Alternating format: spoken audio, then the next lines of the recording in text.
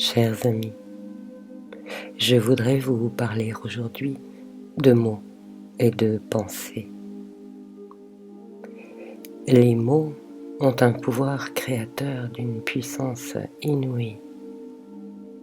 Les mots que nous utilisons, que nous entendons, que nous entretenons au cœur de nos pensées ont un pouvoir singulier.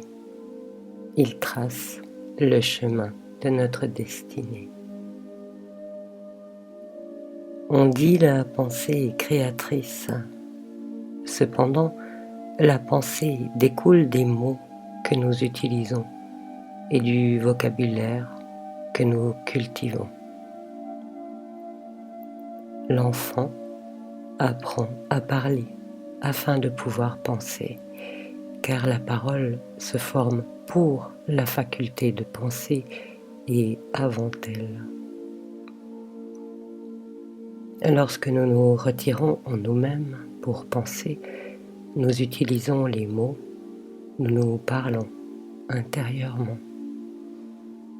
Qu'il s'agisse d'un dialogue ou d'un monologue, nous sommes en train de nous parler à nous-mêmes ou de parler aux situations qui nous occupent. Nous nommons nos douleurs, nos plaisirs, nos conflits, nos joies. Dans cette activité spontanée, nous sommes la plupart du temps peu conscients de leur puissance et de leur impact. Les mots que nous utilisons portent chacun une énergie particulière, énergie qui ne découle pas forcément de l'usage commun. Certains mots éveillent des émotions agréables, d'autres désagréables, parce que c'est l'expérience de ce qu'ils représentent qui demeure attachée à eux, sous la forme d'une émotion ou d'un sentiment. Le mot est un écrin qui reçoit l'énergie de notre expérience et de nos perceptions. Il est comme la coque qui contient le fruit. Certains fruits sont bons et comestibles, d'autres sont mauvais et toxiques. La coque y est étrangère, c'est la sève dont le fruit s'est gonflé qui fait la différence. La sève de nos mots, la sève de nos expériences avec les mots. Le mot est un emballage dans lequel nous avons mis le fruit de nos expériences. L'emballage peut être joli, le contenu, lui, d'une laideur repoussante. Ainsi, pouvons-nous parler à nous-mêmes avec amour en utilisant des mots impertinents ou nous parler avec haine en usant de mots sages. Si l'on a passé sa vie à souffrir d'un manque d'amour, il est probable que ce mot éveille en nous une douleur plus qu'une joie. Certains mots peuvent être insupportables parce qu'ils ont été traumatisants en raison de leur valeur culturelle, sociale ou familiale, ou parce qu'ils sont perçus comme aliénants. Avec quelle sève avons-nous gorgé nos mots? Tous les mots que nous utilisons ont-ils reçu une précieuse et substantielle nourriture? Certains se sont-ils desséchés, privés d'un suc nécessaire? D'autres se sont-ils remplis d'une sève amère ou d'un fiel destructeur?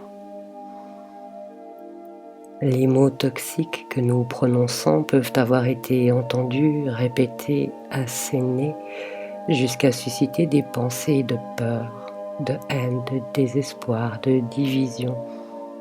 Ces mots-là flottent dans la conscience familiale ou collective, tels des bernicles, prêts à ventouser nos propres dialogues intérieurs, et, si nous n'y prenons garde, ils ont au fait de penser à notre place, à travers nous, malgré nous.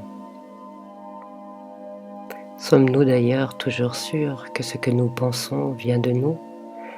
que les mots que nous utilisons sont bien les mots que nous avons choisis.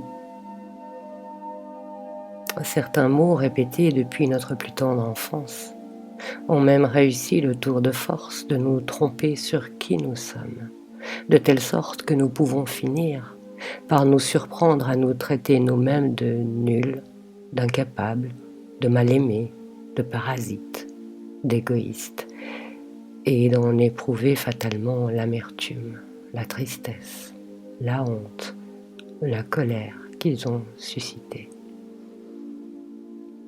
Personne d'entre nous ne peut rien être de cela. Ce que nous disons de nous-mêmes, de la vie, des autres, des circonstances, fonde la route que nous empruntons. Nos mots sont comme les pavés de cette voie vers notre destinée. Ils nous conduisent aux événements qui vibrent avec la même énergie que les émotions qui leur sont attachées.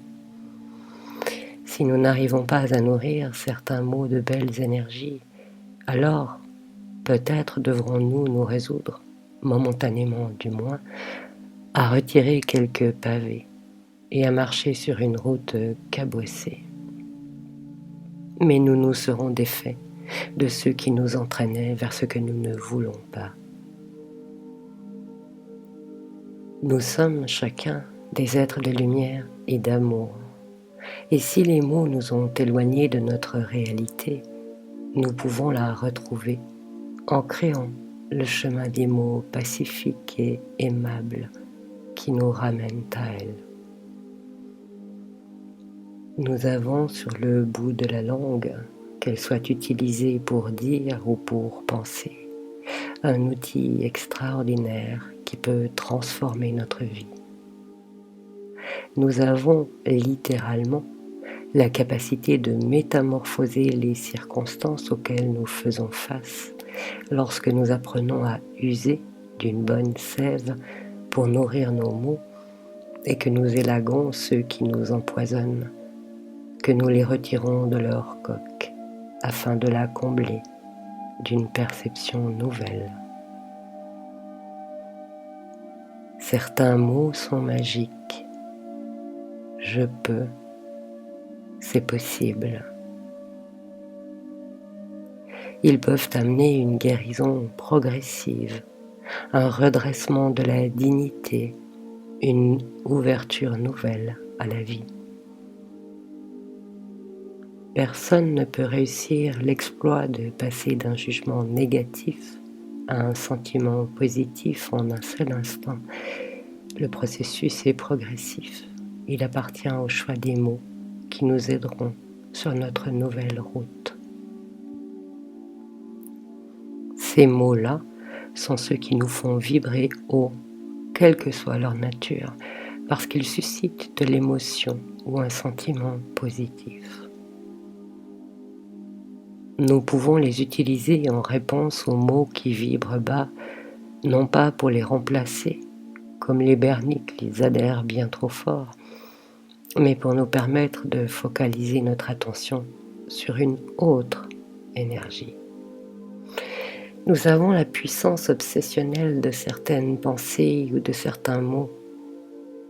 Plutôt que de les subir, nous pouvons choisir de développer face à cette puissance obsessionnelle une aspiration persévérante et magnifique pour ce que nous aimons, pour ce qui nous fait vibrer, pour ce qui nous lie à la lumière que nous sommes. Peu à peu, pas après pas, souvent comme des mantras. Au début, il est possible d'avoir le sentiment que les mots anciens dont nous ne voulons plus se rebiffent et deviennent plus forts.